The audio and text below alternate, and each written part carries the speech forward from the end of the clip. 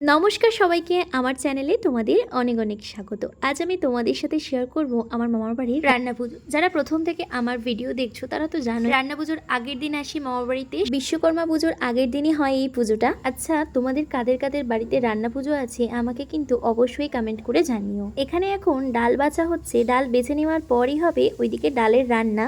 সবাই মিলে একসাথে রান্না বান্না হচ্ছে। এদিকে তো সবাই রান্না বান্না করছে, ওদিকে আমরা কিছু না করেই আমরা প্রচন্ড ক্লান্ত হয়ে গেছি, তাই জন্য ভাইকে দিয়ে আমরা এখন পাটে পাচ্ছি। আমার ভাই এতটাই ভালো যে কোনো কিছু না বলেই যেটা দিদিরা বলেছে সেটাই করছে। যাই হোক, আমরা প্রচন্ড মজা করেছি আগের দিন রাত্রে। তো পরের দিনে কি কি রান্না হয়েছিল আমি তোমাদের সাথে শেয়ার করে নিলাম। অনেক রকমের ভাজাভুজি, অনেক রকমের তরকারি, আলু ভাজা, ডাল, অনেক কিছু হয়েছিল, মাছ, চিংড়ি। আর জানো তো, এত রান্নাবান্নার মধ্যে আমার সব থেকে ভালো লাগে আলু ভাজা আর ডাল। তোমাদের সব থেকে কোন খাবারটা বেশি ভালো লাগে আমাকে অবশ্যই জানিও। আজ ভিডিওটা এখানে এন্ড করছি। ভিডিওটা ভালো লাগলে do like, share and subscribe. By.